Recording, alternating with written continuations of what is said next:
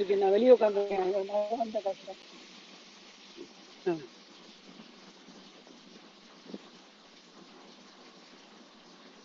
அம்மா தொடங்கிடலாமா? தொடங்கலாம் ஐயா, நான் காத்திருக்கிறேன். தொடங்கலாம். அனைவருக்கும் வணக்கம். சென்னை செந்தமிழ் மன்றமும் அனைத்து இந்திய சாதனை புத்தக நிறுவனமும் இணைந்து நடத்துகின்ற நாளோறும் நன்னூல் இந்த அற்புதமான தலைப்பினை கொண்டு 108 நாட்கள் திட்டமிட்டு இன்று 104வது நாள் 104வது நாள் முடிந்து 105வது நாள் தொடர்கிறது. இந்த நிகழ்விற்கு வருகை தரும் அனைத்து சான்றோர் பெருமக்களையும், ஆசிரியர் பெருமக்களையும், மாணவ செல்வங்களையும், ஆய்வாளர் நண்பர்களையும் வருக வருக என வரவேற்பதில் பெருமகிழ்ச்சி கொள்கின்றோம். சான்றோர் பெருமக்களே, இன்றைக்கு 105வது நாள் நிகழ்வாக இருப்பதனாலும் நாம் தொடர்ந்து திருக்குறளை தொடர்ந்து பார்த்து வருவதனாலும் இன்று 105வது நாள். இந்த 105வது நாளில் 105வது அமர்விற்கு 105வது அதிகாரத்தில் இருந்து நாம் பார்க்க இருக்கிறோம். 105வது அதிகாரமாக இடம்பெற்றிருப்பது நல்குரவு. இதுல 7வது திருக்குறள் நாம் தெரிந்து கொள்ள வேண்டிய ஒரு செய்தியாக இருக்கிறது. அப்படி என்ன தெரிந்து கொள்ள வேண்டிய செய்தி? என்ன இருந்தாலும் ஒரு தாய்க்கு தன்னுடைய குழந்தைகள் மீது, குழந்தைகள் என்பது அவர்களுக்கு திருமணமாகி பிள்ளை பேறு பெற்றிருந்தாலும் கூட தாய்க்கு தன்னுடைய மகனோ மகளோ குழந்தையாக தான் தெரிவார்கள். இப்படிப்பட்ட ஒரு தாயினுடைய மனம் பற்றி தான் இந்த சிந்தனை பேச இருக்கிறது. அறம் சாரா நல்குரவு ஈன்ற தாயானும் பிறன் போல நோக்கப்படும். நல்குரவு அப்படின்றது வறுமை என்பதை குறிக்கிறது.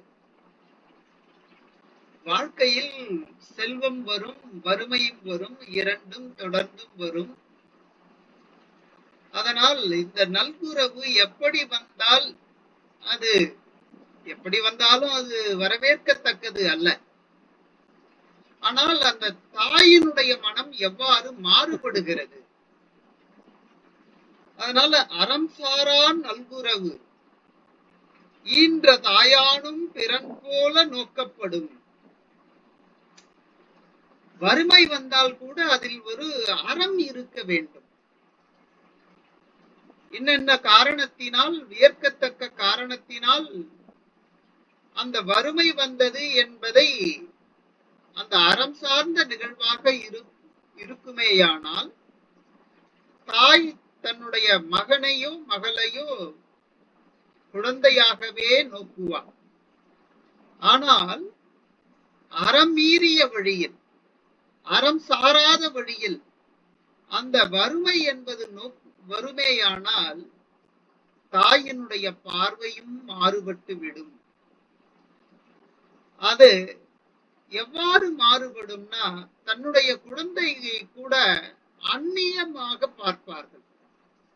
அந்த தாயினுடைய மனம் பிரிந்து போகும். அது தாயினுடைய பார்வையாக இல்லாமல் வேறு யாருடைய பார்வையாகவோ அது அமைந்து விடும். அதனால் நாம் நன்மையை பெற்றாலும் சரி, அல்லது வறுமை வந்து உற்றாலும் சரி, நம் வாழ்க்கையானது அறநெறியிலேயே செல்ல வேண்டும். அந்த அறநெறியை விட்டு எப்போதும் பிறழவே கூடாது என்பதைத்தான் 1047வது திருக்குறள் அறம் சாரா நல்குரவு ஈன்ற தாயானும் பிறன் போல நோக்கப்படும் என்று மிக அற்புதமான திருக்குறள் சிந்தனை. இன்றைக்கு நல்குறவு வந்திருக்கிறது. இந்த நல்குறவும் எப்படி இருக்க வேண்டும் என்று பார்க்கும்போது அறம் சார்ந்ததாக இருந்தால் தாய் தாயாகவே பார்ப்பாள், அரவணைப்பால், தன்னால் ஈன்றதை செய்வாள். ஆனால் அந்த வறுமையானது அறமீறிய வழியாக இருக்குமேயானால் தாயினுடைய மனமும் மாறுபட்டு பிறனை நோற்பதைப் போல, வேறு யாரோ ஒருவரை பார்ப்பதைப் போல தாயினுடைய மனமும் மாறுபடும் என்பதை மிக அழகாக இந்த 1047வது திருக்குறள் மிக அழகாக எடுத்து காட்டுகிறது. இந்த நிலையில் சான்றோர் பெருமக்களே, இன்றைய உரையை வழங்க காத்துக் கொண்டிருக்கும் அம்மையாரை அறிமுகப்படுத்தி விடலாம் என்று நினைக்கின்றேன். முனைவர் மா. ஜோதி மீனாட்சி, நிறுவனர், மனிதம் விதைப்போம் சங்கம். இவரை பற்றி நாம் தெரிந்து கொள்ள வேண்டும். இவர் யார்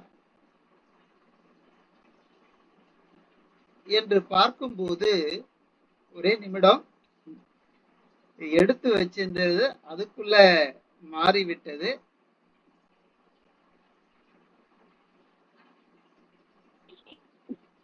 பரவாயில்லையப்பா, போதும்.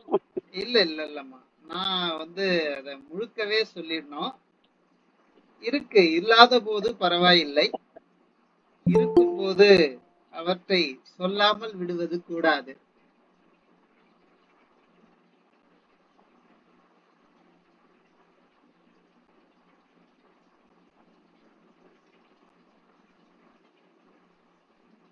சான்றோர் பெருமக்களே, முனைவர் கவிஞர் ஜோதி மீனாட்சி இவர்களை பற்றிதான் இன்றைக்கு நாம் பார்க்க இருக்கிறோம். இவர் சாதனை பெண்மணியாக வலம் வந்து கொண்டிருக்கிறார். WRH திருக்குறள் தூதராக இருக்கிறார். அது மட்டுமல்ல, இவர் என்னென்ன படிச்சிருக்கிறார் என்று பார்க்கும்போது, யூஜிசி நெட் அதுவும் பாஸ் பண்ணியிருக்கிறாங்க. முதுகலை காந்திய சிந்தனை, முதுகலை தமிழ், முதுகலை சமஸ்கிருதம், அதுவும் முதுநிலை அறிவியல்ல கணிதம், கணினிவியல் MCA கணினியியல், MBA வணிக நிர்வாகம், MSc யோகா, முதுகலை திவ்ய பிரபந்தம், ஸ்ரீ பாஷ்யம் அதுவும் முதுகலை. இப்படி முதுகலையை இன்னும் என்னென்னலாம் படிக்க இருக்கிறாங்களோ தெரியல, இன்னும் படித்துக் கொண்டே இருக்கிறார்கள். ஆய்வு செய்ய வேண்டும் என்று விருப்பப்படுகிறார்கள். அதனால முனைவர் பட்டம் சேரப்போகிறேன் என்று ஆர்வத்தோடு கேட்டுக்கொண்டிருக்கிறார்கள். அது மட்டுமல்ல, கல்வெட்டியல்ல பட்டய படிப்பு படித்திருக்கிறார், சுவடியல்ல பட்டய படிப்பு, பரதநாட்டியத்துல பட்டய படிப்பு, பல சமய உரையாடல்ல பட்டய படிப்பு, யோகா அதுலயும் பட்டய படிப்பு, தியானம், இப்படி எல்லாவற்றிலும் இவர்கள் கண்களுக்கு எவையெல்லாம் படுகின்றனவோ அவற்றையெல்லாம் படித்து முடித்து விட வேண்டும் என்ற நோக்கத்திலேயே இருக்கிறார். அது மட்டுமல்ல, இவரை பற்றி நாம பார்க்கணும்னா, அரசாங்க பணியிலிருந்து தொலைத்தொடர்பு துறையிலிருந்து ஓய்வு பெற்றிருக்கிறார். ஓய்வு பெற்று 4 ஆண்டுகள், 4வது ஆண்டாக நிகழ்ந்து கொண்டிருக்கிறது. பல்துறை பல நாடுகளில் இருந்து இவருக்கு விருதுகளை வழங்கி கௌரவித்திருக்கிறார்கள். மனிதம் விதைப்போம் அமைப்பு மதுரையிலும், மனிதம் விதைப்போம் பன்னாட்டு தொலைக்காட்சி இதையும் அம்மையார் அவர்கள் நிறுவனராக இருந்து நிர்வகித்து வருகிறார். ஸ்வார்த்தம் சங்கம் அதுவும் மதுரையில ஆரம்பிச்சிருக்கிறாங்க. கம்பன் கழகம் திண்டிவனத்துல மதுரை மாவட்ட ஒருங்கிணைப்பாளராக இருந்திருக்கிறார். அது இல்லாத பல உலக தமிழ் அமைப்புகளில் உறுப்பினராக தமிழ் தொண்டு செய்து வருகிறார். அம்மையார் அவர்களை சென்னை செந்தமிழ் மன்றமும் அனைத்திந்திய சாதனை புத்தக நிறுவனமும் இணைந்து வருக வருக என வரவேற்பதில் பெருமகிழ்ச்சி கொண்டு வரவேற்கிறோம் அம்மா, வாருங்கள். இவர் இன்றைக்கு பேச எடுத்துக்கொண்ட ஒரு தலைப்பு ஏற்கனவே நாம நன்னூல் முழுக்க முடித்திருக்கிறோம். அந்த நிலையில் பெயர் சொற்களை பற்றி ஒரு அறிமுகமாக பேச இருக்கிறார். அம்மையார் அவர்களே, வாருங்கள், தங்களுடைய உரையை தாருங்கள் என்று கேட்டுக்கொண்டு இடம் சாருகிறேன். நன்றி, வணக்கம்.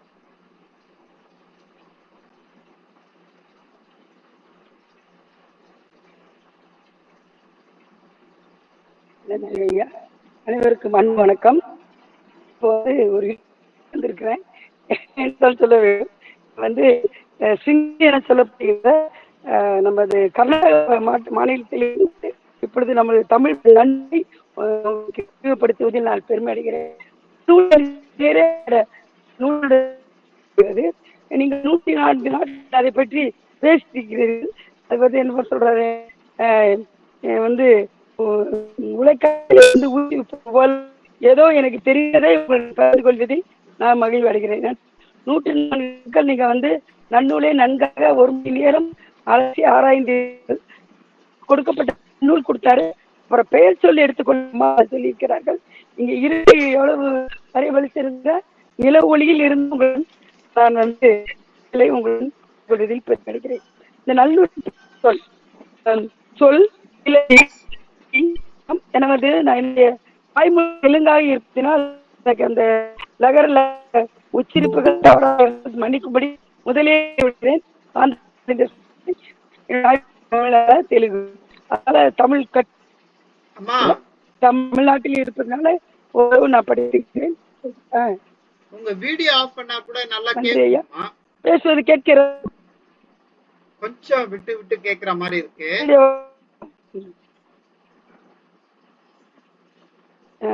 ஆஃப் பண்ணிடவா? வீடியோ ஆஃப் பண்ணிட்டு பேசுங்கம்மா. இப்ப எப்படி இருக்கு ஐயா? கேதா? பேசுங்க பேசுங்க. நன்றி ஐயா, வாழ்த்துக்கள். நன்றி நன்றி. அதனால அந்த நிகர தமிழ்க்கு ஒரு சிலமெல்லாம் எனக்கு வந்து தெரியாது சொல்றேன். பெயர் மொழி ஒரே சொற்பொருளை அடிப்படையாக கொண்ட தொகுப்பவை அடிப்படையாக கொண்ட சொற்கள், இலக்கண வகை சொற்கள், உரிய இலக்கண வகைகளை பிரிக்கும். அவை முறையே சொல், வினைச்சொல், இடைச்சொல் என்பவை ஆகும். நான் பற்றி பகிர்ந்து கொள்வதை மகிழ்கிறேன். வினைச்சொல்லை பற்றி சொல்வார்கள், சொல்லிவிட்டார்கள் என்று ரமேஷ் அவர்கள் நமக்கு சொன்னார்கள். பெயர் சொல் பெறும் பொருள்களை குறிப்பவை பெயர் சொல் எனப்படும். எடுத்துக்காட்டு மேடு, ஆடுதல் என்கின்ற அப்புறம் சொல்வது பெயர் சொற்கள். பெயராய்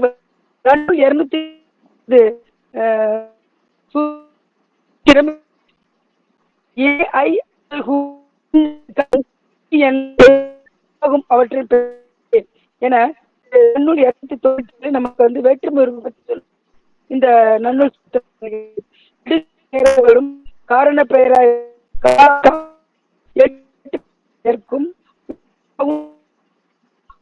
பெண் ஒன்றன் 5 பால்களாகவும் வரும்.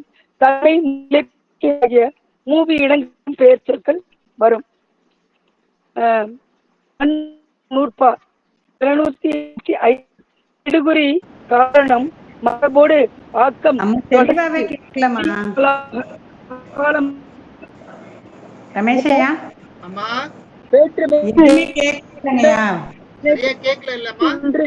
ஒண்ணுமே கேட்கலங்கய்யா சுத்தமாவே.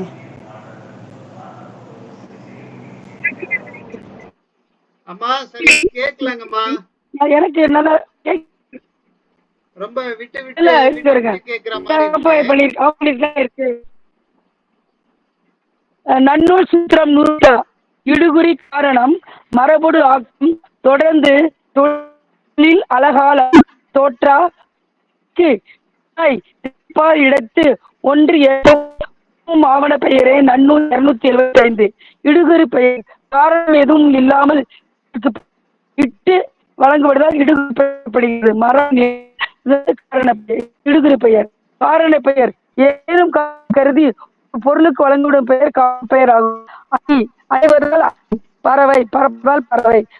சூத்திரம் 280 முதல் வரை எழுத்து பொருள் என நம்ம பார்க்கும் பொழுது அந்த பெற்றொல்லைப்பட்ட 284 மக்களாகும். தொல்காப்பிய விளக்கு விலனும் பொருளும் காலமும் கருவியும் வினைமுதற் கிளவியும் வினையும் உள்பட அவ்வரு பொருள் என. இப்ப கேப்பா கொடுத்தது நீங்க வாசிக்கோங்க, அவ்வளவுதான், வேலையில. பெயர் சொல் வகைகள் பொருட்பெயர், இடப்பெயர், காலப்பெயர், திணைப்பெயர், பண்பு பெயர், தொழில் பெயர் என்பனவாகும். 6 வகைகள். பொருட்பெயர் உயிர் உள்ள உயிர் இல்லாத எனப்படும். வள்ளி, பொன், கிளி, அக்கினை, உதினை இரண்டுக்கும் பொருட்பெயர் உள்ளது.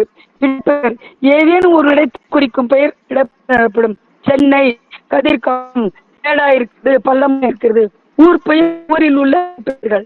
காலப்பெயர் காலப்பெயர் எனப்படும்.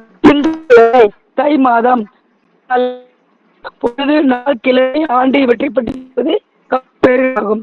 திணைப்பெயர் பொருட்களை குறிக்கும் பெயர்கள் திணைப்பெயர் எனப்படும். திணை என்றால் உறுப்பு என்பது உயர்திணை. அத்திணை உறுப்புகளை குறிக்கும்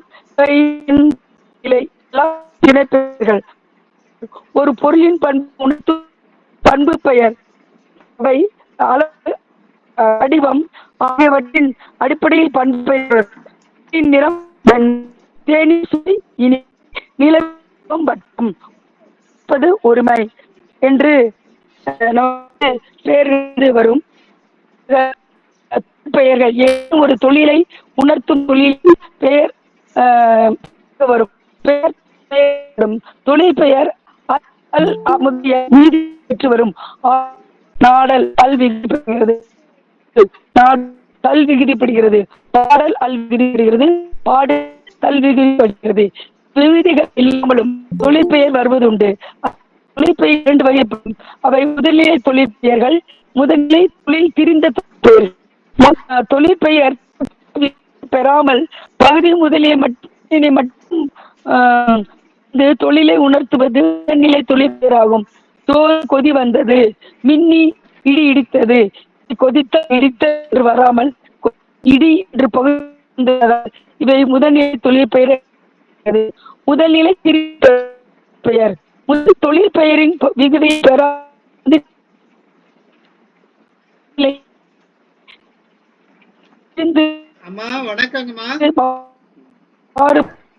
வருவது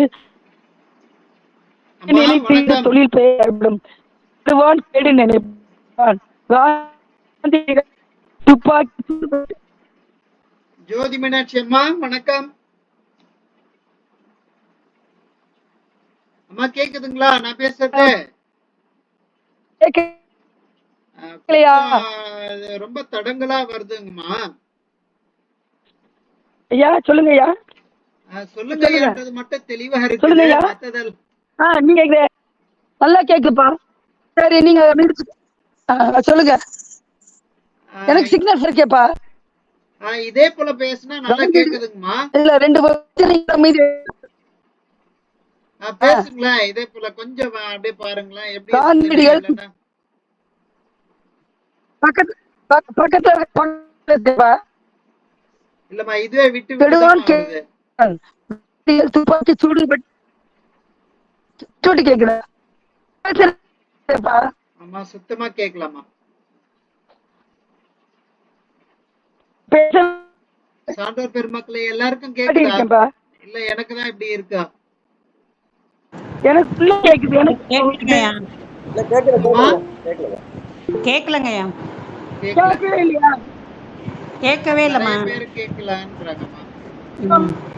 சரி, நான் ஐயா கேட்கவே இல்லை. சரி சுத்தமா கேட்கலைங்க மேடம். அம்மா கேக்கலம்மா. நீங்க பேசுறது சரி, நீங்க பேசுறது நல்லாவே கேக்குது. ஆனா நீங்க பேசுறது எங்களுக்கு விட்டு விட்டு கேக்குதுங்கம்மா. விட்டு விட்டு கேக்குதா? கொஞ்சம் இருங்க, வேற இடம் மாதிரி உட்காருங்க. இடம் மாதிரி உட்காடுறேன்ப்பா. கொஞ்சம் இருங்க. இடம் மாதிரி உட்காடுறேன். ஓகே, கொஞ்சம் இருங்க, இடம் மாதிரி உட்காடுறேன். பெரும்பாலும் நீங்க மாடியில தான் உட்கார்ந்து இருக்கிறீங்கன்னு நினைக்கிறேன். இல்ல இல்ல, மேல இருக்கு. மேல இல்ல, நல்ல நான் கீழே உட்காந்துருந்தேன். மலைப்பகுதி, மலைப்பகுதி நல்லாதான் கேக்குது. உங்க இது ரொம்ப கீழே இருக்குது. எந்த தகவலும் நல்லா நீங்க பேசுறது எங்களுக்கு விட்டு விட்டு கேக்குதுங்கம்மா. கொஞ்சம் இருப்பா. விட்டு விட்டு ஆமாம்மா. உங்க ஃபால்ட்டா இடத்த ஃபால்ட்டான்னு கொஞ்சம் இருங்க. கேக்குதா? இப்ப கேக்குதா? பேசுங்களா, கேக்குதா பாக்கலாம். பேசுறேன், கொஞ்சம் இருங்க வர.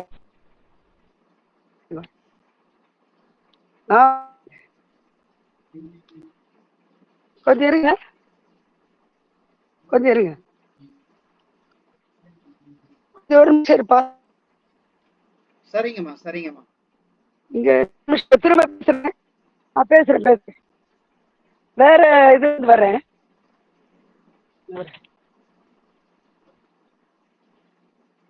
இருந்து வர்றேன்.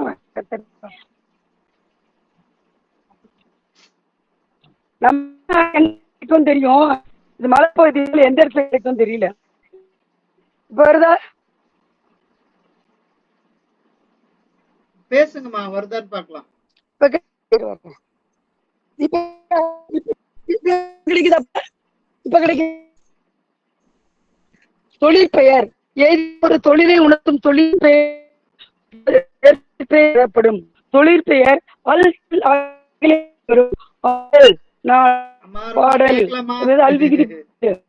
பெயர் மட்டும் கேட்டது.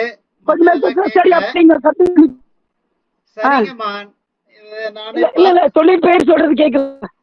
தொழிற்பெயர் ரொம்ப விட்டு விட்டு கேக்குதுங்கம்மா. வாசிருங்க ஐயா, நான் உங்களுக்கு அனுப்பி உங்களுக்கு அனுப்பி அதை வாசி, அதை வாசி. நன்றி ஐயா.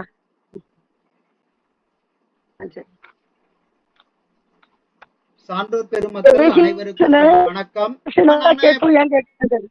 நானே பேசுறேங்கம்மா.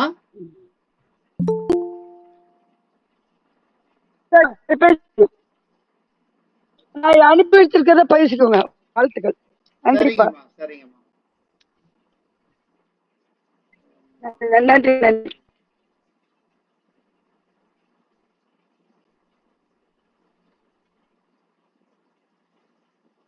சான்றோர் பெருமக்களே, இன்றைக்கு நாம பெயரியல் என்று பெயர் சொற்களை பற்றி கொஞ்சம் பொதுவா பேசலாம் அப்படின்னு சொல்லி திட்டமிட்டு இருந்தோம். சொல்லதிகாரம் அப்படின்னு சொல்லும் போது நமக்கு இலக்கணத்துல எழுத்து, சொல், பொருள், யாப்பு, அணி என்ற நிலைப்பாடு மிக அற்புதமாக 5 இலக்கணமாக விளங்குகிறது. அது 5 இலக்கண நூல்களாகவும் வந்திருக்கின்றன பிற்காலங்களில். நாம் முதல் பார்க்கும்போது தொல்காப்பியத்தில் எழுத்து, சொல், பொருள். இந்த எழுத்து, சொல், பொருள்ல சொல்லதிகாரத்தில் பெயரியல் இடம்பெறுகிறது. அதுல நாம பார்க்கும்போது எடுத்த உடனே பெயரியல் என்று வரவில்லை. அது நன்னூலில் மட்டுமே சொல்லதிகாரத்தில் முதலாவது அதிகாரமாக இடம்பெறுகிறது.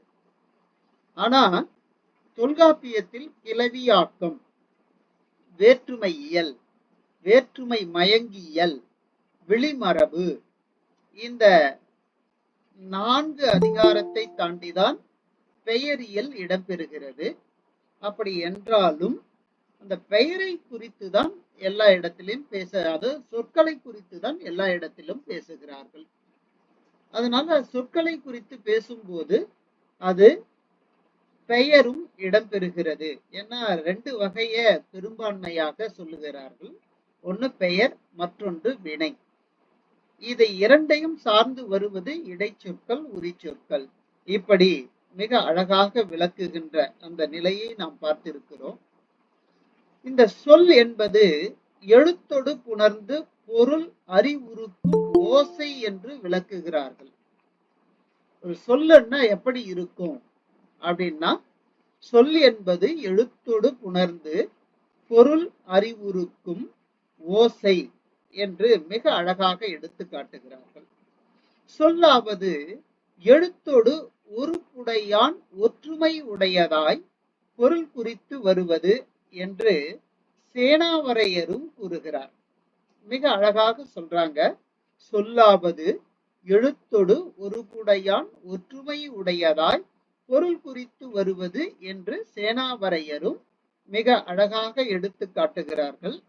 அது மட்டுமல்ல, இன்னும் நாம் அற்புதமாக பார்க்கும்போது சொல் என்பது எழுத்தினான் ஆக்கப்பட்டு, சொல் என்று சொல்லும் போது எழுத்தினான் ஆக்கப்பட்டு இருதினை பொருள் தன்மையும் ஒருவன் உணர்தற்கு கருவியாகும் ஓசையை, அந்த ஓசைதான் இங்க சொல் என்று வரையறுத்து கூறுகிறார் நச்சினார்க்கினியர். இது எல்லாமே நாம தொல்காப்பியத்தில் இருக்கின்ற கிளவியாக்கத்தில் பார்க்கிறோம். இந்த சொல்லினுடைய பொது இலக்கணமாக தொல்காப்பியர் என்ன சொல்றாங்க, அதே நேரத்துல பவணந்தி முனிவர் என்ன சொல்லுகிறார்?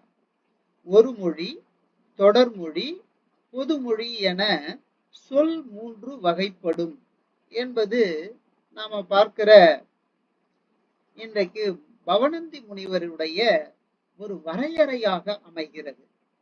அவர் என்ன சொல்றார் பாருங்க, ஒரு மொழி, தொடர்மொழி, பொதுமொழி. அந்த ஒரு மொழியாக இருந்தாலும் சரி, அது தொடர்மொழியாக இருந்தாலும் சரி, பொதுமொழியாக இருந்தாலும் சரி, இந்த 3 அடிப்படையில் தான் சொல் வகைப்படுத்தப்படுகிறது, இயங்குகிறது, பொருள் உணர்த்துகிறது. தொல்காப்பியர் என்ன சொல்றாரு அப்படின்னு பார்த்தா, நிறுத்த சொல் குறித்து வரு கிளவி என 2ஆக அவர் சொல்லுகிறார். புணரியல்ல 8வது நூற்பாய் இதை பற்றி பேசுகிறார். இந்த ஒரு மொழியை தனிமொழி என்றும் சொல்லுகிறார்கள். இந்த புணரியல்ல பேசும்போது நிறுத்த சொல் குறித்து வரும் கிளவி, அது தொடரியலுடைய விளக்கமாகவே அமைகிறது. அதுக்கு அடுத்தது நாம பார்க்கும்போது சொற்தான் 2 வகைப்படும், தனிமொழி, தொடர்மொழி. அது தனிமொழியாவது இப்படி யார் சொல்றாங்கன்னா, மிக அழகாக சேனாவரையருடைய விளக்கம் அமைகிறது. என்னென்னலாம் சொல்றாங்கன்னு பார்க்கிறோம். சொல்தான் 2 வகைப்படும், ஒன்று தனிமொழியாகவும் அதை தொடர்ந்து வருவது தொடர்மொழியாகவும் வருகிறது. சரி, இது இன்னும் மேலும் என்ன விளக்கம் தருகிறார் என்று பார்க்கும்போது, தனிமொழியாவது சமய ஆற்றலால் பொருள் விளக்குவது, சமய ஆற்றல் என்பது இச்சொல்லால் இப்பொருளை உணர வேண்டும். அதாவது இவர் சொல்றாரு, சமய ஆற்றலால் பொருள் விளக்குவது தனிமொழி அப்படின்றாரு. அந்த தனிமொழி என்பது எப்படி பொருள் உணர்த்துகிறது அப்படின்ற போது சமய ஆற்றல், அந்த சமய ஆற்றல்னா என்ன அப்படின்றதுக்கும் விளக்கம் தருகிறார். சமய ஆற்றல் என்பது இச்சொல்லால் இப்பொருளை உணர வேண்டும், இது இறைவனின் விருப்பம். அதாவது இயல்பாகவே இந்த சொல் இந்த பொருளைத்தான் தரும் அப்படின்றதான் இங்க எடுத்து காட்டுறாங்க. இதனை வடநூலாரும் சங்கேத ரூபா சக்தி அப்படின்னு அவர்களும் இதை பெயரிட்டு அழைக்கிறார்கள்.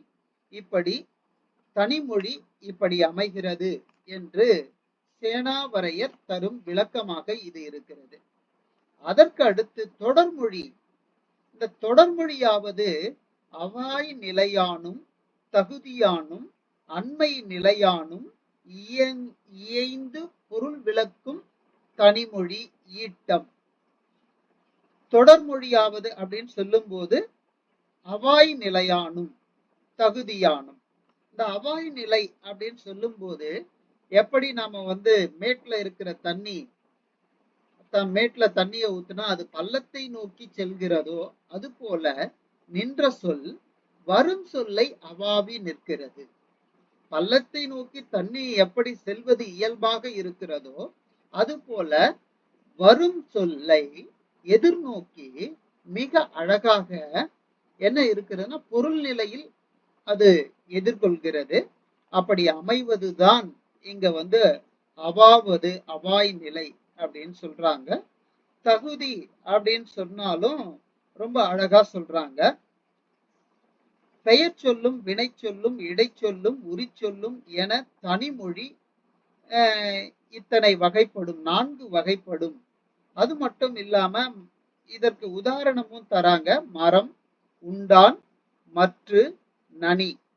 மரம் என்பது பெயர் சொல்லாகவும், உண்டான் என்பது வினை சொல்லாகவும், மற்று என்பது இடைச்சொல்லாகவும், நனி என்பது உரிச்சொல்லாகவும் இப்படி மிக அழகாக இது அமைகிறது. இருமொழி தொடரும் பன்மொழி தொடரும் என தொடர்மொழி 2 வகைப்படும். இது நம்ம உதாரணம் பார்க்கிறோம்னா மான் துள்ளியது, மழை பொழிந்ததும், மயில் விளையாடியது இப்படி பார்க்கிறோம். மான் துள்ளியது அப்படின்றதுக்கு இருமொழி தொடர். அதே நேரத்துல மழை பொழிந்ததும் மயில் விளையாடியது அப்படின்னும் போது இருமொழிக்கு மேல இருக்கின்ற சொற்கள் தொடர்ந்து வருவதாகவும் நாம இத பார்க்கலாம்.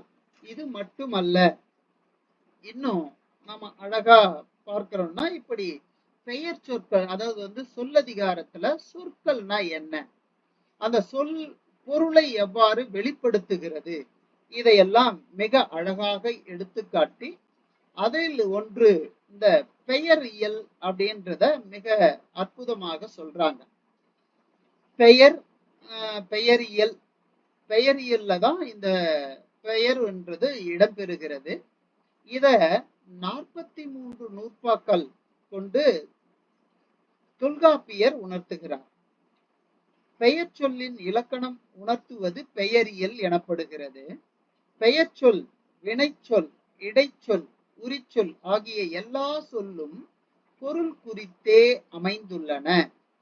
இத ரொம்ப அழகாக சொல்றாங்க. எல்லா சொல்லும் பொருள் குறித்தனவே. இது இன்னும் மேல நாம பார்க்கிறோம்னா பொருண்மை தெரிதலும் சொன்மை தெரிதலும் சொல்லினாகும் என்பனார் புலவர். ஒரு சொல் இருக்குன்னா அதற்கு குறைந்தது 2 வகையான பொருள்கள் உண்டு. ஒன்று சொல் தன்னையே உணர்த்துவது, அந்த சொல் கொண்ட பொருளை அந்த சொல்லால் உணர்த்துவது. இப்படி 2 நிலையிலும் பொருண்மை தெரிதலும் சொன்மை தெரிதலும் சொல்லினாகும் என்பனார் புலவர். இப்படிப்பட்ட அழகான இந்த விளக்கங்களை எல்லாம் கொடுத்துவிட்டு இப்படி இன்னும் நிறைய சொல்றாங்க. சொல் தெரிவு வேறு நிலையிலும் குறிப்பில் தோன்றலும் இருபாற்றென்ப பொருண்மை நிலையே. அது தெரிவு வேறு நிலையிலும் குறிப்பில் தோன்றலும் இருபாற்றாக 2 பிரிவாக பொருண்மை நிலை அமைகிறது. சொல் எனப்படுவ பெயரே வினை என்றாயின் 2 என்ப அறிந்திசினோரே. அப்போ இப்படி சொல்லி வரும்போது சொல் எனப்படுவ பெயரே வினை என்றாயின் 2 என்ப அறிந்திசினோரே என்று மிக அழகாக இத தொடர்றாங்க. அதுக்கு அடுத்தது இடைச்சொல் கிளவியும் உரிச்சொல் கிளவியும் அவற்று வழி மருங்கில் தோன்றும் என்ப. இப்படி மிக அழகாக இதை எடுத்து காட்டுறாங்க. இந்த பெயரை குறித்து தொல்காப்பியர் எங்க எடுத்து காட்டுறாருன்னா வேற்றுமையிலேயே எடுத்து காட்டுறார். முதல் வேற்றுமை சொல்லும் போதே மிக அழகாக என்ன சொல்றாருன்னு பார்ப்போம்.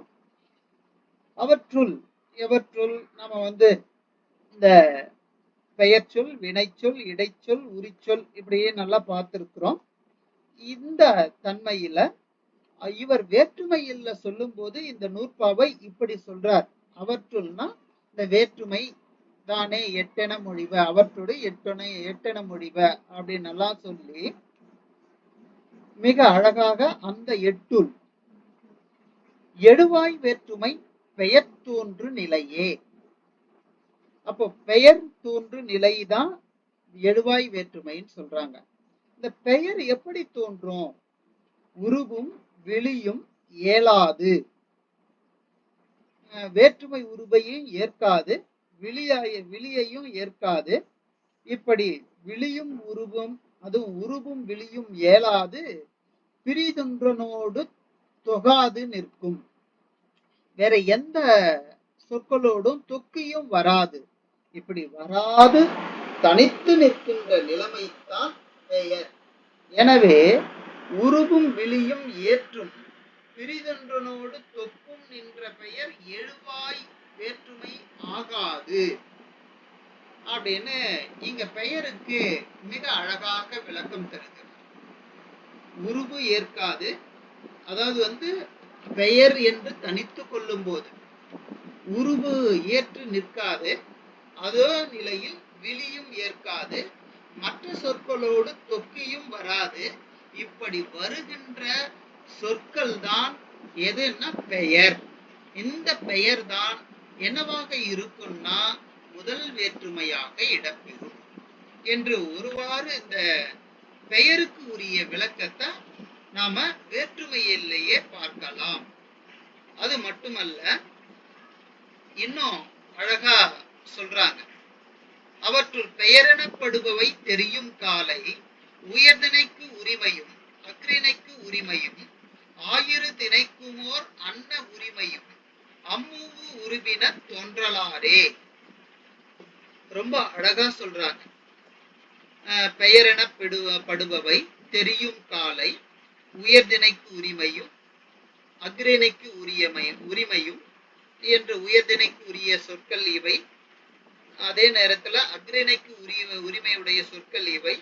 இந்த இரண்டு திணைக்கும் ஓர் அன்ன உரிமை உடையதாகவும் இரண்டு திணையையும் வருவதையும் நாம் பார்க்கிறோம். அம்மூ உருவின தோன்றலாரே. இது தொல்காப்பியர் 160வது நூற்பாவுல மிக அழகா சொல்றாங்க. இன்னும் இருதினை பிரிந்த ஐம்பாற் கிளவிக்கும் உரியவை உரிய பெயர் வழினான. இப்படி இந்த பெயர் சொல்லை மிக அழகாக எடுத்து காட்டுறாங்க. நன்னூல்ல நம்ம பார்க்கும் போது எப்படியெல்லாம் வருகிறது? நன்னூல்ல இடுகுறி காரணம் மரபொடு ஆக்கம் தொடர்ந்து தொழிலல காலம் தோற்றா வேற்றுமைக்கு இடனாய் திணைப்பால் இடத்தொன்று ஏற்பவும் பொதுவும் ஆவண பெயரே. நம்ம நன்னூல்ல பெயரில் 275வது நூற்பாவுல இப்படி மிக அழகாக விரிந்து செல்வதை நாம பார்க்கலாம். இந்த பெயர் சொற்கள் இன்னும் எவ்வாறெல்லாம் விரிகிறது என்பதை மிக அழகாக எடுத்து காட்டுறாங்க. அது மட்டுமல்ல, ஒரே நிமிடம்.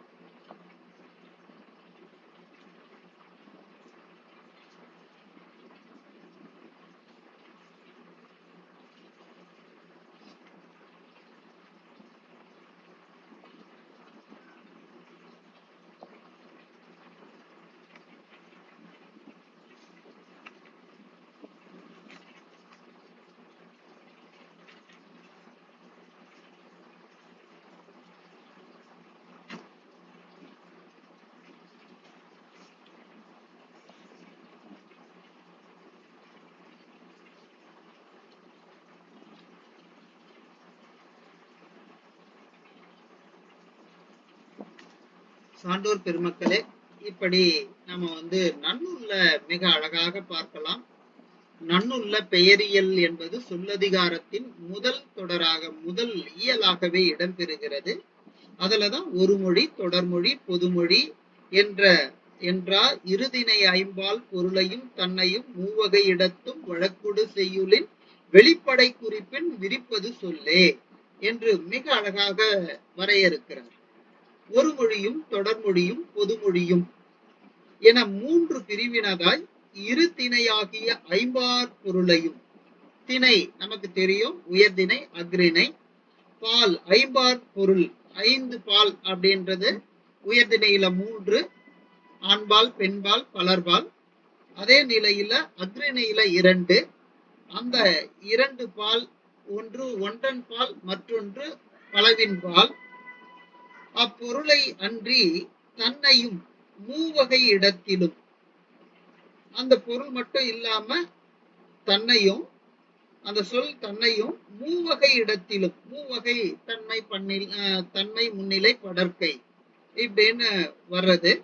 உலக வழக்கு, செய்யுள் வழக்கு ஆகிய இரு வகையிலும் வெளிப்படையாகவும் வரும், அதே நேரத்துல குறிப்பாகவும் விளக்கம் தரும் என்று மிக அழகாக இதை எடுத்து காட்டுறாங்க.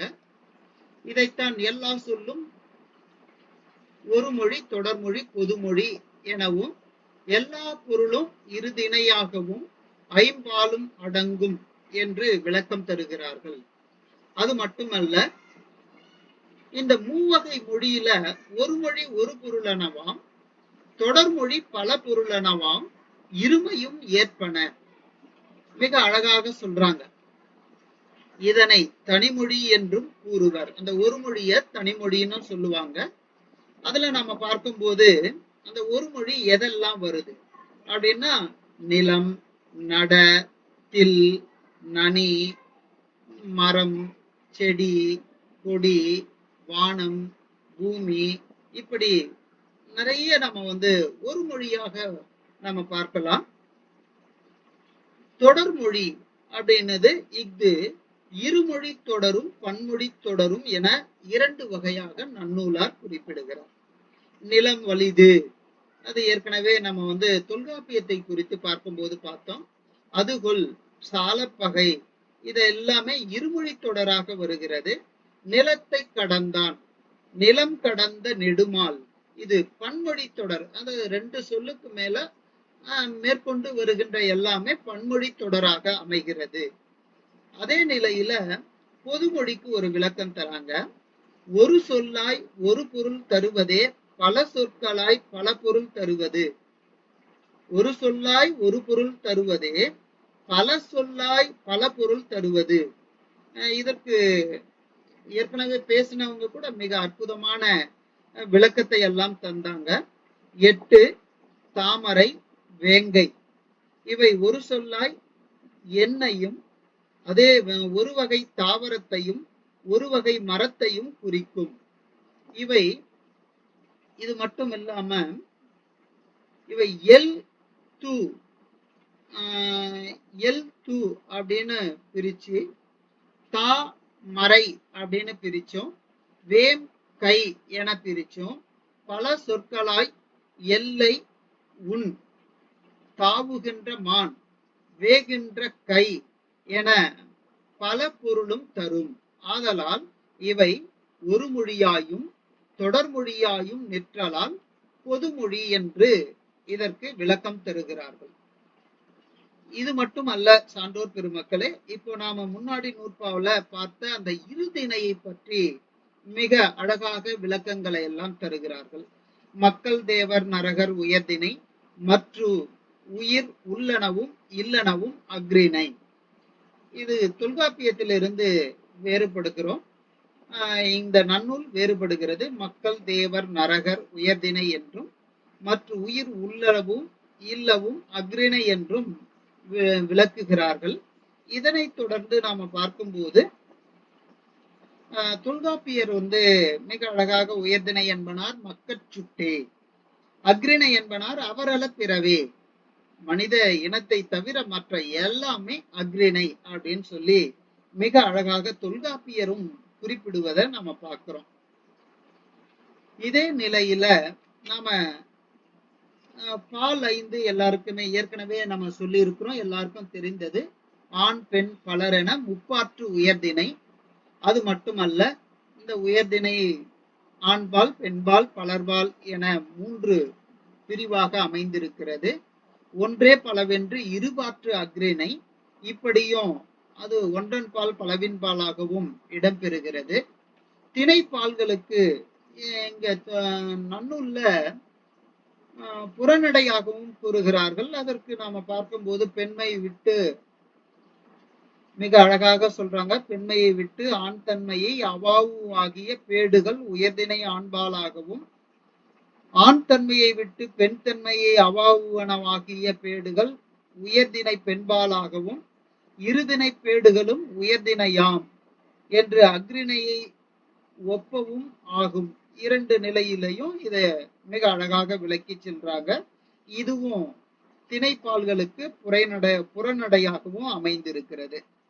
சொல் தன்னையும் பொருளையும் உணர்த்துதல் எப்படி அமைந்திருக்கிறது அப்படின்னு சொல்லி, படற்கை வினைமுற்று நாமம் குறிப்பின் பெறப்படும் திணைப்பால் அனைத்தும் ஏனை இடத்தவற்று ஒருமை பன்மை பாலே என்று மிக அழகாக இதையும் சொல்லுகிறார்கள். அதுக்கு அடுத்தது நாம பார்க்கும்போது மூவிடம் பெயர்கள் அப்படின்றது தன்மை முன்னிலை படற்கை மூவி இடம் குறிப்பிடுகிறார்கள். வழக்கு அப்படின்றது இலக்கணம் உடையது, இலக்கண போலி மறு என்றாகும் மூவகை இயல்பும். இடக்கர அடக்கல் மங்களம் குழுக்குறி என்னும் முத்தகுதியோடு ஆறாம் வழக்கியல் என்று மிக அழகாக சொல்றாங்க. இலக்கணம் உடையது, இலக்கண போலி, மறு, இந்த மூன்று வகையாக இயல்பும் இடக்கர அடக்கல் மங்களம் குழுக்குறி என்ற இந்த தகுதிகளோடும் வழக்கு ஆறாக வழங்குகிறது. இதற்கு நாம பார்க்கும்போது இலக்கணம் உடையது அப்படின்னு சொல்லி நிலம், நீர், தீ, காற்று, ஆகாயம், தண்ணீர். இலக்கண போலி அப்படின்றது இல் முன் என்பதுன்னா நாம என்ன சொல்றோம்னா முன்றில் அப்படின்னு சொல்லிட்டு இருக்கிறோம். அதே போல நிறைய எடுத்துக்காட்டுகள் தராங்க. இப்போ நம்ம புறநகர் பேருந்து நிலையம் கோயம்பேடுல இருக்கிற நிலையத்திற்கு நகர்ப்புறம் தான் சொல்லணும், ஆனா புறநகர் அப்படின்னு சொல்லிட்டு இருக்கிறோம். அதே போல கோயில் அப்படின்றத இன்னைக்கு வழக்கமாக இருக்கிறது. ஆனா அதே நிலையில கோவில் என்பது இப்படி நாம இதற்கெல்லாம் இலக்கண போலியாக கொள்கிறோம். மறு தொன்று தொட்டு வழங்காமல் இடையே இலக்கணம் சிதைந்து மருவி வழங்குவது மறு அப்படின்னு சொல்றாங்க. இந்த அருமருந்தன்ன பிள்ளை என்பதனை அருமந்த பிள்ளை என்றும், சோழ நாடு என்பதனை சோநாடு என்றும், ஆதன் தந்தை என்பதனை ஆந்தை என்றும், ஆற்றூர் என்பதனை ஆரை என்றும், யார் என்பதனை ஆர் என்றும் வழங்குதல் போல்வன மறு அப்படின்னு சொல்லி மிக அழகாக விளக்குறாங்க. இந்த ஆர் வந்தா அப்படின்றது இன்றைக்கும் சில இடத்துல நம்ம பாக்குறோம். ஆர் சொன்னா அப்படின்றதையும் பாக்குறோம். அது எந்த இடம்ன்றது எனக்கு சரியாக தெரியவில்லை. ஆனால் திரைப்படத்துல இந்த வசனங்கள் எல்லாம் இடம்பெறுவதை பார்த்திருக்கிறேன், கேட்டிருக்கிறேன். இவை அவ்வளவு பொருள்களை குறிக்க அமைந்த சொற்களாலேயே வழங்கப்படுதலின் இயல்பு வழக்காகும். அது இதெல்லாம் ரொம்ப அழகாக சொல்றாங்க. அதுக்கு அடுத்தது தகுதி வழக்கு அப்படின்னு சொல்லும் போது ஒரு பொருளை அதை குறிப்பதற்கு உரிய சொல்லால் குறிப்பது தகுதி என்றும், கருதிய வேறொரு சொல்லால் வழங்குவதாகும். இது தகுதி வழக்குக்கு மிக அழகாக இதையெல்லாம் சொல்றாங்க. இதுல அந்த தகுதி வழக்க மூன்றாக பிரிக்கிறாங்க. இடக்கர அடக்கல், மங்களம், குழுக்குறி. இடக்கர அடக்கல் இதுக்கெல்லாம் நிறைய அழகான விளக்கங்களை எல்லாம் முன்னாடி உரை நிகழ்த்தியவர்கள் தந்திருக்கிறாங்க. அவையில் கூறக்கூடாத பொருளை வேறொரு சொல்லால் கூறுதல் தானே இடக்கர அடக்கல். இப்படி இடக்கர அடக்கலை விளக்குறாங்க. அது உங்களுக்கு தெரிஞ்சிருக்கும். மலம் கழுவி வருவதும் அதை கால் கழுவி வருவதை போல குறிப்பிடுவது, மங்களம் அமங்கலமானவற்றை மங்களமாக குறிப்பிடுவது, மங்களமான சொற்களால் குறிப்பிடுவது. அதே போல நாம பாக்குறோம். அது செத்தாரை இறந்து போனவங்கள துஞ்சினார் என்றும், இறைவனடி சேர்ந்தார் என்றும், வைகுண்டம் சேர்ந்தார், இப்படி நாம வழங்குவதை பார்க்கிறோம். இடுகாட்டை நன்காடு என்றும் வழங்குதல நம்ம பார்க்கிறோம். குழுக்குறி அதுக்கு பொற்கொள்ளர் என்ன சொல்லுவாங்கன்னா தங்கத்தை பரி அப்படின்னு சொல்லுவாங்க. வேடர்கள் கல் குடிக்கிறத என்ன பண்ணுவாங்கன்னா, கல்ல வந்து என்ன சொல்லுவாங்கன்னா சொல் விளம்பி அப்படின்னு சொல்றதையும் நாம பார்க்கிறோம். இதே நிலையில செய்யுள் வழக்கு அப்படின்றதுக்கு எடுத்துக்காட்டுகள் தராங்க. அதே நிலையில குறிப்பாகவும் வருவதற்கு என்னெல்லாம் சொல்றாங்கன்னு பார்க்க போறோம். பல்வகை தாதுவின் உயிர்ப்பு உடல் போல சொல்லால் பொருளுக்கு இடனாக உணர்வினின் வல்லோர் அணிபரச் செய்வன செய்யுள். நம்ம உடம்பானது பல்வேறு பொருள்களால், தண்ணீர் இருக்கு, ரத்தம் இருக்கிறது, எலும்பு இருக்கிறது, சதை இருக்கிறது, நரம்புகள் இருக்கின்றன, இன்னும் பல்வேறு உறுப்புகள் இருக்கின்றன. இப்படி பல வகையான தாது பொருட்கள் நம்ம உடல்ல இருந்திருக்கிறது. அதனால பல்வகை தாதுவின் உயிர்ப்பு உடல் போல, இந்த உயிர் தங்குவதற்கு இடமாக இந்த உடல் அமைந்திருப்பதை போல. சரியா? இங்க வந்து இன்னும் அழகாவே சொல்றாங்க. தோல், ரத்தம், இறைச்சி, மேதை, எலும்பு, மஜ்ஜை, சுவேதன நீர் முதலியன இது போல பல இருக்கின்றன. இவற்றையெல்லாம் தாதுக்களால் உயிருக்கு இடமாக அமைந்ததை உடம்பு என்று நாம் கூறுவதை போல இது பல்வகை தாது உயிர்க்கு உடல் போல. இதே போல சொல்லுக்கு இடனாக, பொருளுக்கு இடனாக நாம வந்து சொல்றோம். இயற்சொல், திரிசொல், திசைச்சொல், வடசொல் என்னும் 4 வகை சொற்கள். இயற்சொற்கள்ல வந்து பொருளுக்கு இடமாக அமைந்ததே செய்யுள். இப்படி எழுத்தாலானதும் சொல்லாலானதும் எழுத்து, சொல், பொருள், அணி என்னும் 4னாலும் அமைவதே செய்யுள் என்று சொல்கிறார்கள். இந்த செய்யுளை யாப்பு எனவும் நாம் குறிப்பிடுகிறோம். இதே போல குறிப்பு வெளிப்படை அப்படின்றத மிக அழகாக சொல்றாங்க. ஒன்றொழி பொதுச்சொல், விகாரம், தகுதி, ஆகுபெயர், அன்மொழி, வினை, குறிப்பே. முதல் தொகை குறிப்போடு இன்ன பிறவும் குறிப்பில் தருமொழி அல்லன வெளிப்படை. இப்படி மிக அழகாக இதற்கு விளக்கம் சொல்றாங்க. இருதிணை அப்படின்னும் போது ஆண்பால் பெண்பால்களுள் ஒன்றனை விளக்கி மற்றொன்றை உணர்த்தும் பொது சொல்லாலும் வலித்தல், மெலித்தல் முதலான 9 வகையான விகார சொற்களும் இடக்கரடக்கல், மங்கலம், குழுப்புரி என்னும் 3 வகைப்பட்ட தகுதி வழக்கு சொற்களுக்கும் ஆகுபெயர் சொல்லும், அன்மொழி தொகை சொல்லும், குறிப்பு வினைமுற்று சொல்லும், முதற் குறிப்பு சொல்லும், தொகை குறிப்பு சொல்லும், இவை போன்ற பிற குறிப்பு சொற்களும் குறிப்பால் பொருள் உணர்த்தும் சொற்களாகவும், இன்னும் இவை அல்லாத எல்லா சொற்களும், இது இவ்வாறு நாம சொன்ன இத்தனை சொற்களும் இல்லாம இத்தனை தன்மையிலும் இல்லாம வெளிப்படையாக இருதிணையையும் ஐம்பால் பொருட்களையும் உணர்த்தும் சொற்களும் உண்டு என்று மிக அழகாக இந்த குறிப்பு வெளிப்படைய எடுத்து சொல்றாங்க. அதனை தொடர்ந்து இதற்கு சான்றெல்லாம் நாம வந்து ஏற்கனவே இது உரை நிகழ்த்தியதனால் நான் அப்படியே கடந்து செல்கிறேன். சொல் பாகுபாடு அப்படின்னு சொல்லும் போது சொல்லை எவ்வாறெல்லாம் பாகுபடுத்துறாங்க அப்படின்னு பார்க்கும்போது இயற்சொல், திரிசொல், இயல்பின், பெயர்வினை என மிக அழகாக இரண்டாகும் இடையுறி அடுத்து 4 திசை வட சொல் அணுகாவழி என்று மிக அழகாக இதை வந்து சொல்றாங்க. அது இயற்சொல் என்றும் திரிசொல் என்றும் 2 வகை இயல்பு உடையன. அது மட்டும் இல்லாம இவை இயல்பு உடையனவாய் வரும் சொற்கள் பெயர்ச்சொல், வினைச்சொல், இடைச்சொல், உரிச்சொல் என 4 வகையாகவும் வருவதையும் நாம பார்க்கிறோம்.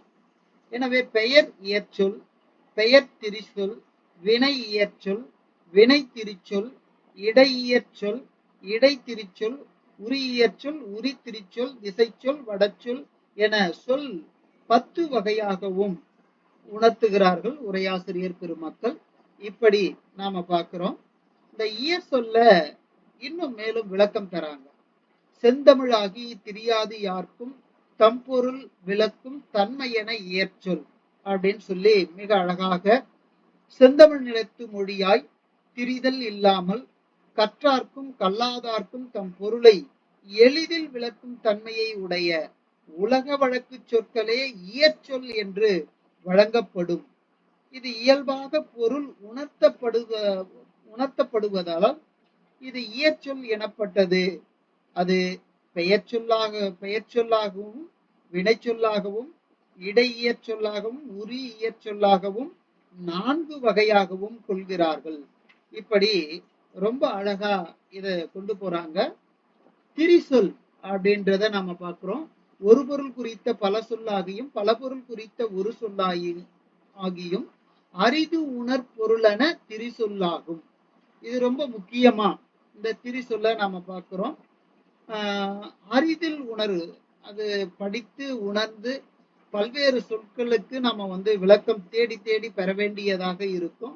அப்படிப்பட்ட நிலையில் அமைந்தது அது ஒரு பொருள் குறித்த பல சொல்லாகியும் பல பொருள் குறித்த ஒரு சொல்லாகியும் அரிது உணர் பொருளாகியும் திரிசொல் அமையும் என்று மிக அழகாக கொடுக்கிறாங்க. திசை சொல்ல ரொம்ப இன்னும் அழகா சொல்றாங்க.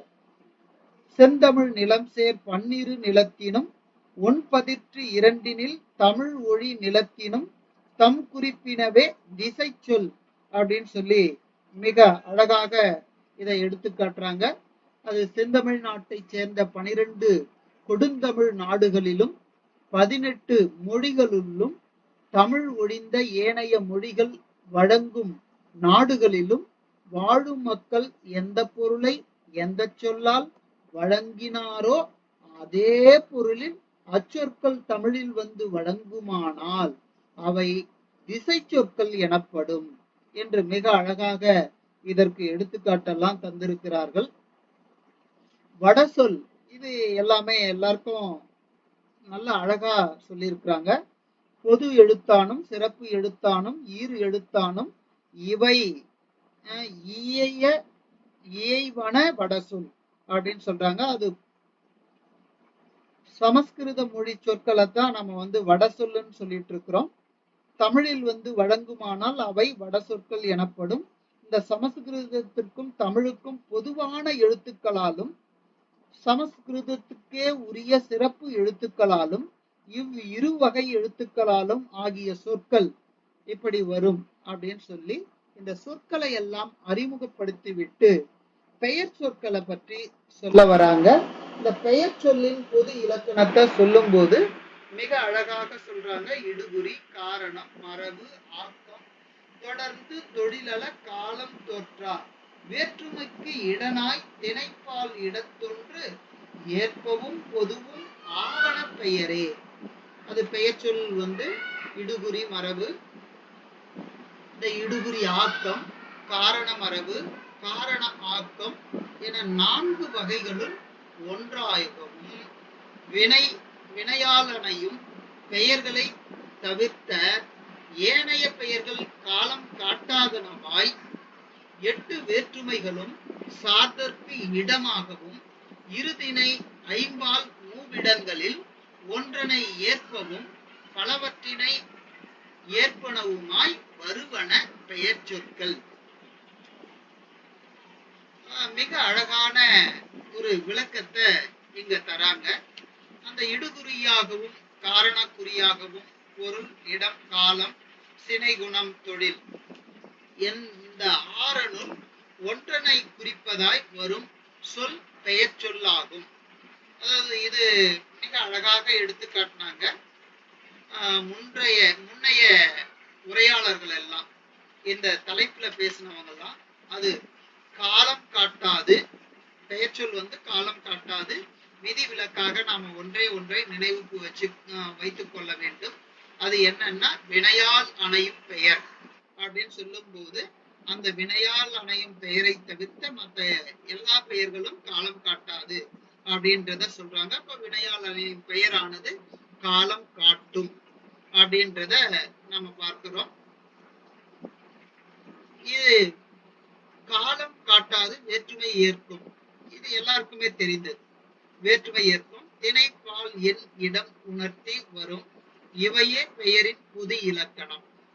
ஆனா நாம முதல்ல பார்க்கும்போது தொல்காப்பியத்துல எங்க நம்ம பார்க்கணும்னா வேற்றுமையிலேயே அந்த வேற்றுமையை சொல்லும் போதே பெயர் அப்படின்னு சொல்லும் போது முதல் வேற்றுமையாக வரும்.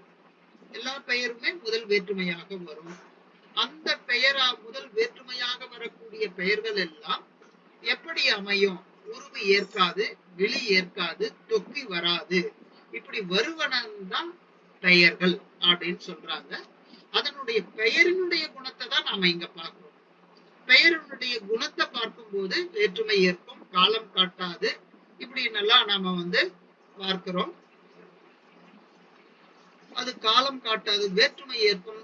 அது மட்டும் இல்லாம திணை, பால், எண், இடம் உணர்த்தி வரும். திணைன்னா இருதிணை, அது நமக்கு நல்லாவே தெரியும். உயர்திணை, அஃறிணை, பால் 5 ஏற்கனவே சொன்னது. ஆண்பால், பெண்பால், பலர்பால், ஒன்றன்பால், பலவின்பால். எண் எண்ணிக்கை நமக்கு தெரியும். இடம் உணர்த்தி, அது தன்மை, முன்னிலை, படர்க்கை இவற்றையும் உணர்த்தி வரும். இவையே பெரியோர் வகுத்த பொது இலக்கணமாக அமைகிறது. அப்போ பெயர் சொல் என்ன வரும்னா இடுகுறி மரபு உடையதாகவும், இடுகுறி ஆக்கம் உடையதாகவும், காரண மரபு உடையதாகவும், அதே நிலையில காரண ஆக்கம் என்னும் அந்த தன்மை உடையதாகவும், நால் வகையில் ஒன்றாய் வினையால் அணையும் பெயர்களை தவிர்த்த ஏனைய எல்லா பெயர்களும் என்ன வராதுன்னா காலத்தை காட்டுவனாக வராது. 8 வேற்றுமைகளையும் சார்தற்கு இடமாய் இருதினை ஐம்பால் மூவிடங்களிலும் ஒன்றை ஏற்பனவும் பலவற்றினை ஏற்பனவுமாய் வருவனதான் பெயர் சொல் என்று மிக அழகாக குறிப்பிடுகிறார்கள். இதுல நம்ம பார்க்கும்போது உயர்திணை ஆண்பால் பெயர்கள், அந்த ஆண்பால் பெயர்கள் எவ்வாறெல்லாம் வரும். அதுக்கு அடுத்தது நாம பார்க்கும்போது உயர்திணையிலே பெண்பாலுக்கு உரிய பெயர்கள் எவையெல்லாம் வரும். அதனைத் தொடர்ந்து உயர்திணை பலர்பாலுக்கு உரிய பெயர்கள் இவையெல்லாம் வரும்னு நமக்கு நூற்பாக்கள் அறிவுறுத்துகின்றன. அஃறிணை ஒன்றன்பாலுக்கு உரிய பெயர்கள் இவை என்றும், அதே நிலையில அஃறிணை இருபால் பொது பெயர் அப்படின்ற அந்த தன்மையும், பால்பகா அஃறிணை பெயர்கள் பார்ப்பொதுமைய என்று எடுத்துக்காட்டியும், இருதிணை பொது பெயர்கள் எவ்வாறு வரும், அதை எப்படியெல்லாம் அடையாளப்படுத்தலாம் என்று நூற்பாவடியும், முதற் பெயர் முதலிய 4ஐயும் வகுத்து கூறும்போது ஆண்மை, பெண்மை, ஒருமை, பன்மையில் ஆம், தன்மை, நான்மைகள், ஆண், பெண், முறை பெயர் இதையெல்லாம் மிக அழகாக எடுத்து காட்டுறாங்க. அதனை தொடர்ந்து நாம பார்க்கும்போது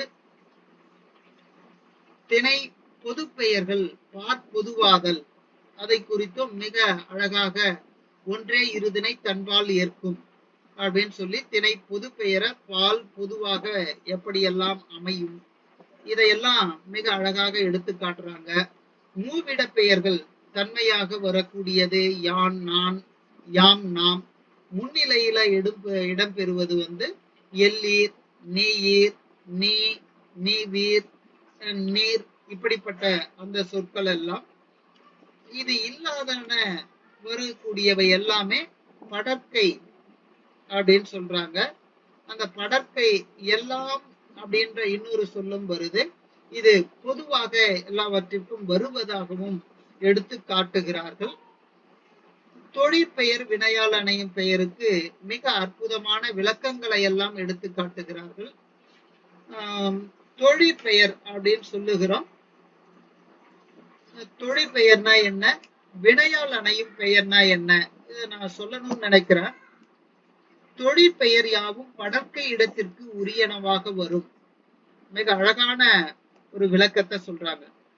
தொழிற்பெயர் எல்லாமே படற்கை இடத்திற்கு உரியனவாக வரும். வினையால் அணையும் பெயர் 3 இடங்களுக்கும் வரும். தன்மை, முன்னிலை, படற்கை. சரி, வினையால் அணையும் பெயருக்கும் இந்த தொழிற்பெயருக்கும் என்ன வேறுபாடு? இப்ப ஒரு வேறுபாட்டை நம்ம பார்த்தோம். தொழிற்பெயர் படற்கையாக மட்டுமே வரும். வினையால் அணையும் பெயர் 3 இடங்களுக்கும் உரியதாகவும் வரும்.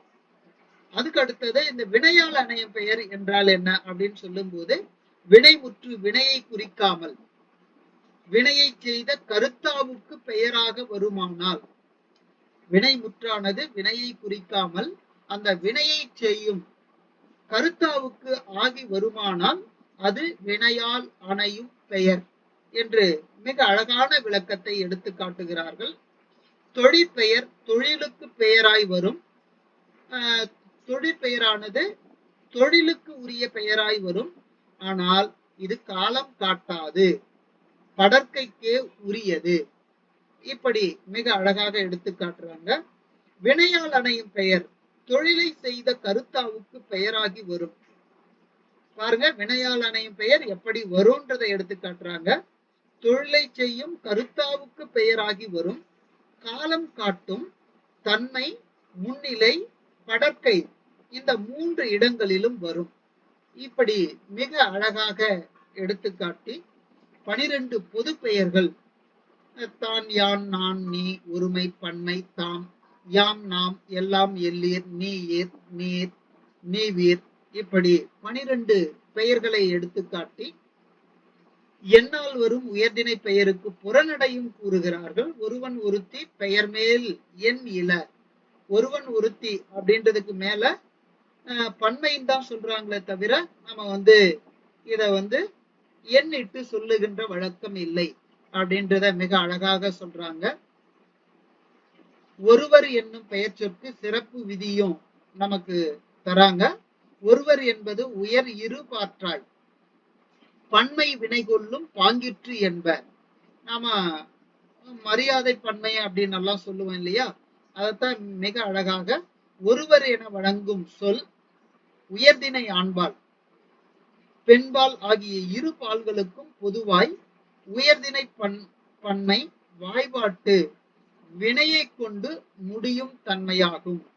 இப்படி அதாவது ஒருவர் என்னும் சொல் ஒரு என்ற பகுதிக்கு ஏற்ப ஒருமை வினை கொள்ளாது, அர் என்னும் விகுதி ஏற்ப பன்மை வினை கொள்ளும். இப்படி மிக அழகாக இதற்கெல்லாம் விளக்கம் சொல்லுகிறார்கள். அதனைத் தொடர்ந்து ஆகுபெயர் மிக அழகாக விளக்கி இருக்கிறார்கள். ஆகுபெயர் எல்லாம் எப்படி அமைகின்றன அப்படின்றதெல்லாம் எடுத்து காட்டியிருக்கிறாங்க. இந்த ஆகுபெயரை தொடர்ந்து வேற்றுமையை ஏற்கும் போது எப்படி பெயர்கள் வருகின்றன, வேற்றுமை பெயரும் அதனுடைய முறையும் எப்படி வருகின்றன. இந்த வேற்றுமை முதல் வேற்றுமை எடுவாய் வேற்றுமைன்னு சொல்றாங்க, இரண்டாம் வேற்றுமை, மூன்றாம் வேற்றுமை, அதற்குரிய உருபுகள் இவற்றையெல்லாம் மிக அழகாக 8 வேற்றுமைகளுக்கும் உரிய தன்மையை பெயரிலேயே யார் விளக்குறதுன்னா நன்னூலார் விளக்கி செல்கிறார். அது மட்டும் அல்லாமல் விழி ஏற்கும் பெயர்களை குறித்தும் பேசுகிறார். அது 8வது வேற்றுமையாகவும் வரும். அந்த பெயரை விழி ஏற்கின்ற தன்மையெல்லாம் கூறுகிறார்கள். பொதுவாகிய விழி உருபுகள் எவை எவை என்றெல்லாம் அடையாளப்படுத்தப்படுகின்றன. அதனைத் தொடர்ந்து நகர ஈற்று உயர்திணை பெயருக்கு சிறப்பு விதி எவ்வாறெல்லாம் நகர ஈறு வருகின்றன, லகர ஈற்றுக்கு உயர்திணை சிறப்பு விதி எவ்வாறெல்லாம் வருகின்றன, இவற்றை எல்லாம் மிக அழகாக எடுத்து காட்டுகிறார்கள். அதனைத் தொடர்ந்து லகர யகர ஈற்று உயர்திணை பெயர்களுக்கு சிறப்பு விதி எவ்வாறெல்லாம் அமையும் அப்படின்றத பார்க்கிறோம். நகர ஈற்றுக்கு அகிரிணை பெயர் வரும்போது பொது பெயர்களுக்கு சிறப்பு விதி எவ்வாறு அமையும், லகர லகார ஈற்று அக்ரிணை பெயருக்கு பொது பெயருக்கும் சிறப்பு விதி எவ்வாறு அமையும், விழி உருபுகளுக்கு புறநடையாக என்னெல்லாம் வரும், அந்த புறநடை எவ்வாறெல்லாம் அமையும். இப்படி மிக அழகாக எடுத்துக்காட்டி விழி இயலாத பெயர்கள் எவையெல்லாம் இருக்கின்றன, முதல் சினை பெயர்கள்ல வேற்றுமை உருவுகள் நிற்கும் நிலை இவை இவைன்னு எடுத்து காட்டுறாங்க. முதல் சினைகளுக்கு பிண்ட பொருள்களுக்கும் புறநடையையும் எடுத்து காட்டுறாங்க. அதுக்கு அடுத்தது நம்ம பார்க்கும்போது உருவு மயக்கம் கொள்வதையும் நன்னூலார் மிக அழகாக எடுத்து காட்டுறாரு. சில வேற்றுமை உருவுகள் திரிந்து வர செய்யுள்ள திரிந்து வர்றதை எடுத்து காட்டுறாங்க. இவையெல்லாம் பெயரிலேயே எடுத்துக்காட்டி 8 வேற்றுமைகளுக்கு முடிக்கும் சொல் இவை என்ன மிக அழகாக எடுத்து காட்டுறாங்க. இப்படி சான்றோர் பெருமக்களே, நமக்கு இந்த பெயரியலானது மிக அழகான செய்திகளை எல்லாம் கொண்டு அது தொல்காப்பியத்துல நமக்கு ஏறக்குறைய 5 இயல்கள்ல சொல்றது, 5 இயல்களை தாண்டியும் அமைகிறது சில இடங்களில். அப்படி 5 இயல்கள்ல கிளவியாக்கம், அந்த கிளவியாக்கத்தை தொடர்ந்து வேற்றுமை இயல், வேற்றுமை மயங்கியல், விளிமரபு, பெயரியல் என்று வருகின்றனவற்றையெல்லாம் இங்கே ஒரே இயலில் மிக அழகாக எடுத்துக்காட்டி, அது சுருங்க சொல்லல் விளங்க வைத்தல் காலத்தின் தேவைக்கு ஏற்ப நன்னூலார் அமைத்திருப்பது மிகவும் சால சிறந்ததாகவும் இருக்கிறது. இது தேவையானதாகவும் இருக்கிறது. மாணவர்கள் எளிதில் உணர்ந்து கொண்டு தொல்காப்பியத்தை அணுகுவதற்கு இது ஒரு வழியையும் காட்டுகிறது என்பதை கூறி, இந்த நிலையில் அம்மையார் அவர்கள், ஜோதி மீனாட்சி அம்மையார் அவர்கள் இதை விட மிக அற்புதமாக அமைத்திருப்பார்கள். நான் ஏதோ 1, 2 மட்டும் படித்தவற்றை விளக்கி நேரம் கருதி அங்கங்கே தொட்டு காட்டிவிட்டு, என்ன ஏற்கனவே இவற்றையெல்லாம் மிக விரிவாக ஆசிரியர் பெருமக்கள் பேசியிருக்கிறார்கள். அப்படி பேசியதை எடுத்துக்காட்டி தொல்காப்பியத்தை பல்வேறு இடங்களில் ஒவ்வொரு நூற்பாவுக்கும் தொல்காப்பியத்தை நாம் ஒப்பிட்டு பார்க்கலாம். அப்படி ஒப்பீட்டு நிலையில் எல்லாவற்றையும் பேசிவிட முடியும் என்றாலும் அவற்றை பேச இங்கே நேரம் வாய்க்காது. அதே நிலையில் அவற்றை ஒப்பிட்டு காட்டுவதற்கு நான் தயார்படுத்தவும் இல்லை. அதனால் இந்த நிலையில் இந்த பெயர் சொற்கள் பெயரியலில் இடம்பெற்று அந்த சொல்லினுடைய தன்மை மிக அழகாக இடம்பெறுகிறது என்பதை கூறி, இந்த வாய்ப்பு ஜோதி மீனாட்சி அம்மையாருடைய வாய்ப்பாக கருதி எல்லா சான்றோர் பெருமக்களுக்கும், ஆசிரியர் பெருமக்களுக்கும், மாணவ செல்வங்களுக்கும் நன்றியை தெரிவித்து, இது குறித்து பேசுவதென்றால் பேசலாம். நன்றி, இடம் சாருகிறேன். வணக்கம். ஓரிரு மணித்துளி பேசலாம்.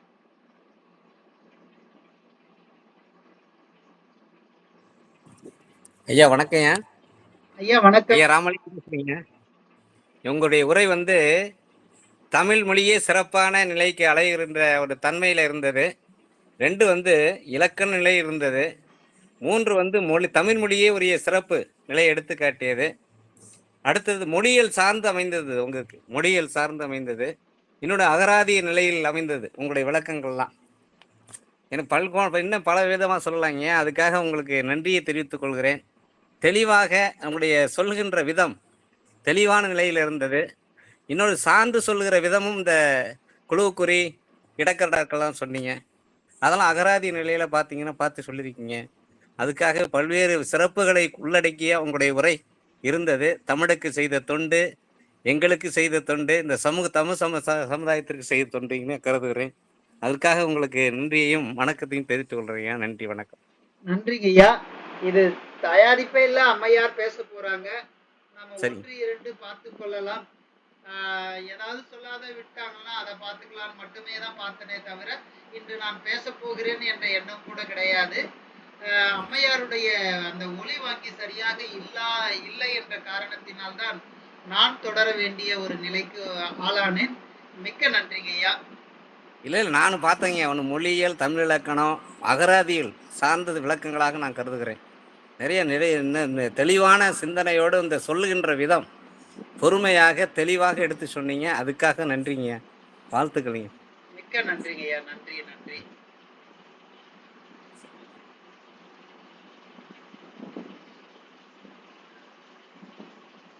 சான்றோர் பெருமக்களே பேசலாம், இல்லை என்றால் நிறைவுக்கு வந்து விடலாம்.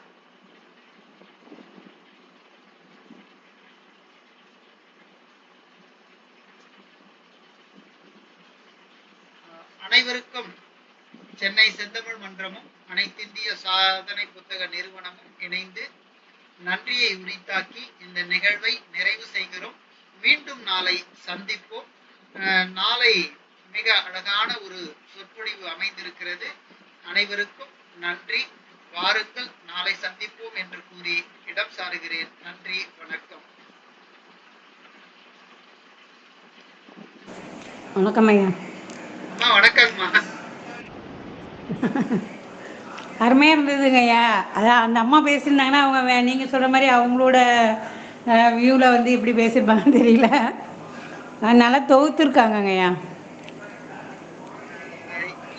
நான் வந்து அப்படியே புத்தகத்தை பார்த்துதாம்மா வாசிச்சேன். இல்லைங்கய்யா நம்ம இல்லை திடீர்னு நம்ம இது பண்ண முடியாது இல்லைங்கய்யா. நீங்கள் சொல்கிற மாதிரி இந்த அளவு நீங்கள் எடுத்து சொல்கிறேன் வாய்ஸ் பிரேக் ஆனோடனே உடனே நீங்கள் எடுத்து செஞ்சது பெரிய விஷயங்கய்யா. அந்த நல்ல அம்மாவுடைய சொன்னது எனக்கு சுத்தமா புரியவே இல்லம்மா. ஆரம்பத்தில் எனக்கு சுத்தமாக புரியவே இல்லை. ரொம்ப அப்படியே உத்து உத்து கேட்டாலும் ஒன்று ரெண்டு தான் காதில் விழுது, ஒன்றுமே விழ மாட்டேங்குது. அவங்க ஆனால் நல்லா எழுதி சொல்ல நல்லா வந்தாங்க சார். அற்புதமா ஆனால் அமைச்சிருக்கிறாங்கம்மா. அதான் சொல்ல நல்லா சொல்ல வந்தாங்க. ஆனால் நம்மளுக்கு கிடைக்கும்ல இன்னைக்கு. அவங்க இன்னைக்கு திருஷ்டிப்பட்ட மாதிரி ஆயிடுச்சு இன்னைக்கு. அவங்க கேரளாவுல இருக்கிறாங்கம்மா. நமக்கு அவங்க ஏற்கனவே சொன்னாங்க, இருந்தாலும் பேசுங்கம்மா அங்கேயும் கிடைக்கும், ஏன்னா இலங்கையில இருந்தே பேசுறாங்க அப்படின்னோம். முன்னாடி பேசும்போதெல்லாம் நல்லா இருந்தது. அதை தொடர்ந்து நல்லா தொகுத்திருக்காங்க, நல்லா வடிவமைச்சிருக்காங்கய்யா. ஆமாங்கம்மா. ஆமா நமக்கு இன்னைக்கு அவங்க பேச முடியாம போனா வருத்தமா இருக்கு. அதான் நீங்க தொகுத்து சொல்லிட்டீங்க சார். என்ன சொன்னாங்க நாங்க கேட்டுட்டோம்.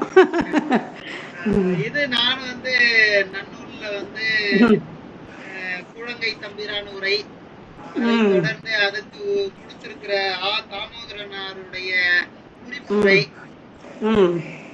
அதை தொடர்ந்து புலவர் வில்வபதி ஐயாவுடைய உரை, அவங்க தந்த அந்த சொற்களை தான் நான் இங்க படிச்சேன். இல்ல நல்லா இருந்ததுங்க. பேச முடியல, படிச்சேன். நல்லா இருந்துச்சு, தெளிவா இருந்ததுங்க ஐயா, விளக்கமா இருந்தது. நன்றி ஐயா. நீங்க கூட இன்னும் 2-3 நாளைக்கு எல்லாருமே நல்லா பேசுவாங்க, கொஞ்சம் தயாரா வாங்கம்மா, அப்பப்ப பேசலாம். சரிங்க. உங்ககிட்ட இன்னைக்கு சொல்லலானே இருந்தேன். நீங்க நான் ஒரே ஒரு முடிவு மட்டும் எடுத்தாங்க ஐயா. சரி இது 108 வரைக்கும் வந்துடணும் அப்படிங்கறதுல அது கண்டிப்பா வந்துருங்கம்மா. அதான் கண்டிப்பா. அதனால வந்துட்டு கொஞ்சம் ஒர்க்கு கொஞ்சம் நிறைய கொடுத்துருக்காங்க ஐயா. அதனால இடையிடையே அப்படியே இதையும் கேட்டுக்கிட்டு இதையும் விடமுல அங்கேயும் செய்ய முடியல.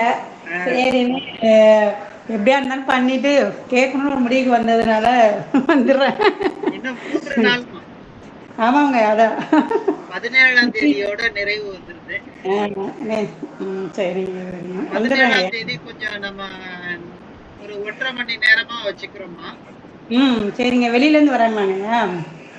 இல்லம்மா, இது இங்க நம்ம ஆட்கள் தான் பேசுறாங்க. சரிங்க சரிங்க.